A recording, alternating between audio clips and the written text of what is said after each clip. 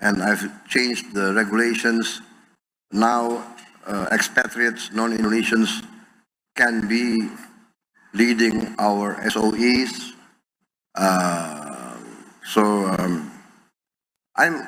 I'm very excited. Bismillahirrahmanirrahim. Assalamualaikum warahmatullahi wabarakatuh.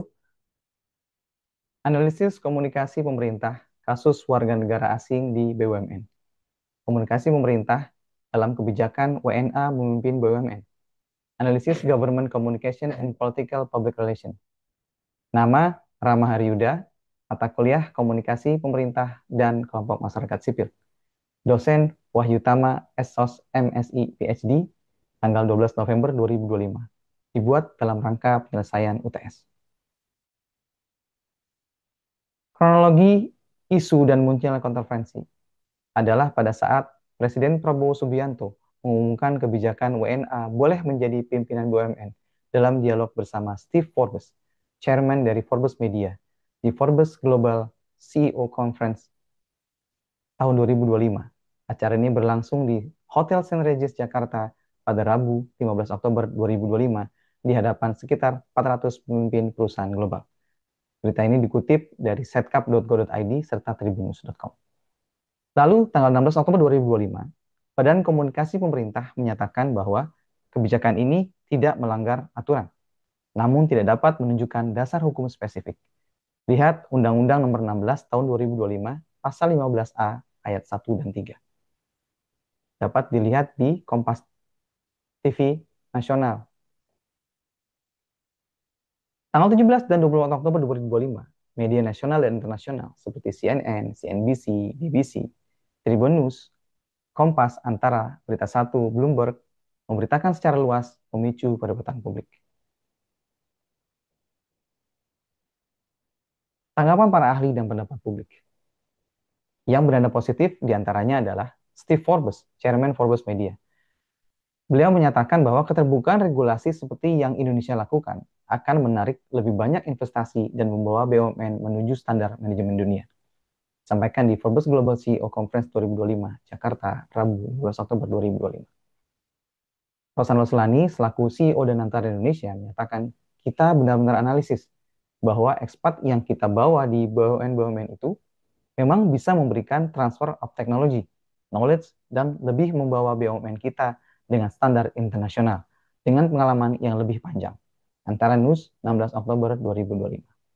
Senada dengan itu, Rohan Rahfaz, Managing Director Stakeholders Management and Communication dan Antara Indonesia, menyatakan, mereka adalah profesional, tidak mengurus negara, tidak mengambil kebijakan politis untuk negara ini. Antara News, 16 Oktober 2025.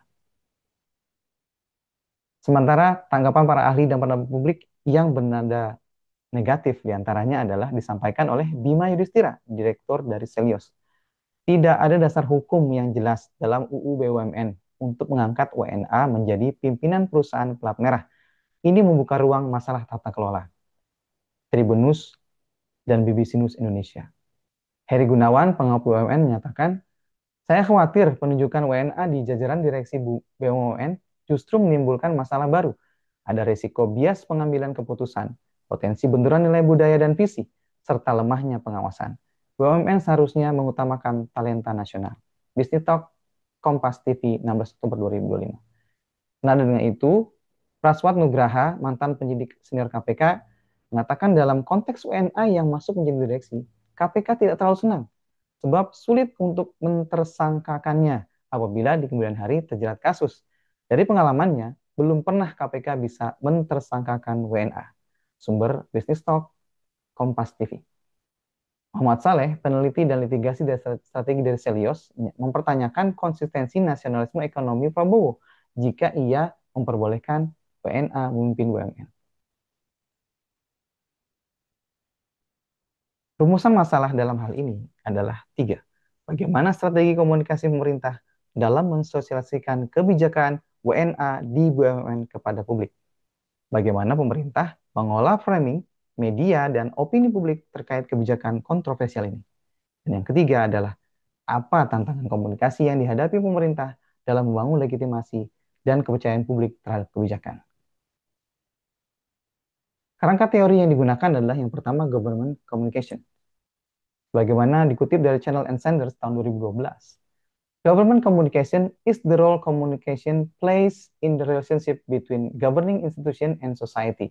It involves informing, listening, and engaging in dialogue to build relationships and mutual understanding. Tiga fungsi utama adalah informing atau menyampaikan informasi kebijakan secara transparan. Yang kedua adalah listening, mendengar dan merespon concern publik. Tiga, building relationship, membangun kepercayaan, trust, dan legitimasi. Relevansi pada kasus, kebijakan WNA di BUMN memerlukan transparansi, dialog publik, dan kepercayaan untuk mendapat legitimasi sosial. Kerangka teori yang kedua adalah political public relationship government serta news management. Political public relations and government communication.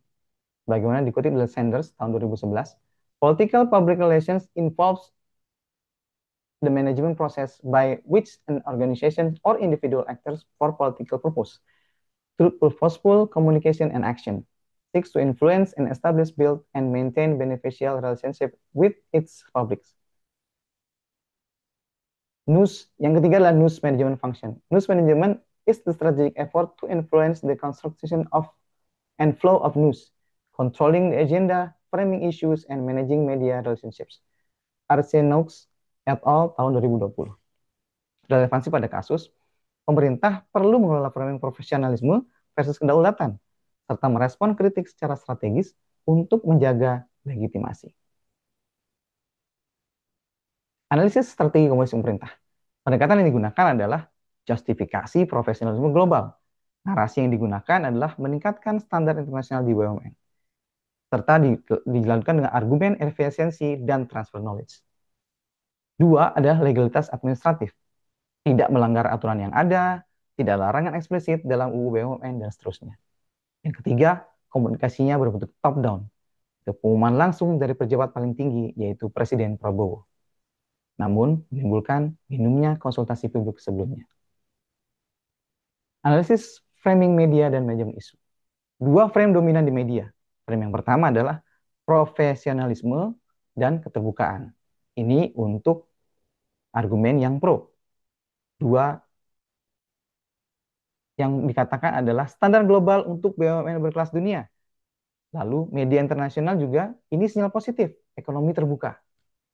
Sementara frame yang kedua adalah ancaman kedaulatan dan transparansi kontra. Tidak ada dasar hukum eksplisit, risiko moral hazard, dan talenta lokal terpinggirkan. Ini adalah frame yang kontra. Lalu, evaluasi news management sesuai dengan teorinya Arsenault et al. Tahun 2020. Reaktif, bukan proaktif. Pemerintah merespon setelah kritik muncul. Lalu, gagal mengontrol framing. Narasi negatif mendominasi diskusi publik. Yang ketiga adalah minim isu manajemen. Tidak menjawab pertanyaan kritis secara memuaskan. Temuan dan rekomendasi. Temuan utama. Nomor 1, komunikasi pemerintah bersifat top-down dan kurang transparan. Gagal membangun trust publik. Yang kedua, tidak ada konsultasi stakeholder sebelum kebijakan diumumkan. Melanggar prinsip listening. Yang ketiga, news manajemen yang reaktif. Pemerintah gagal membangun framing positif sejak awal. Yang keempat adalah gap legitimasi. Kebijaksanaan legal secara administratif, namun tidak legitimate secara sosial. Lalu rekomendasi strategis yang bisa dilakukan adalah 1. Transparansi total. Publikasikan dasar hukum, mekanisme seleksi, dan kriteria pengawasan. 2. Konsultasi multi stakeholder. Dialog dengan DPR, akademisi bisnis, asosiasi bisnis, dan publik. Yang ketiga adalah proaktif framing. Bangun narasi, profesionalisme dengan safeguard nasional sejak awal. Komunikasi dua arah, buka kanal feedback, responsif terhadap apa yang menjadi perhatian publik. Serta yang kelima adalah krisis preparedness. Siapkan protokol untuk menangkal krisis untuk antisipasi skandal. Kesimpulan dan data pustaka. Kesimpulan kasus WNA di BUMN menunjukkan kegagalan komunikasi pemerintah dalam 3 aspek kunci. Kurangnya transparansi atau informing, tidak adanya konsultasi publik atau listening, dan lemahnya pembangunan kepercayaan atau relationship building. Kebijakan ini menggarisbawahi pentingnya komunikasi strategis proaktif dalam membangun legitimasi kebijakan kontroversial, bukan hanya legalitas administratif. Data Pustaka, Alcenux, Borden, dan Golan tahun 2020, Channel MJ Sanders 2012, serta Sanders KB tahun 2011. Demikian presentasi dari saya. Assalamualaikum warahmatullahi wabarakatuh.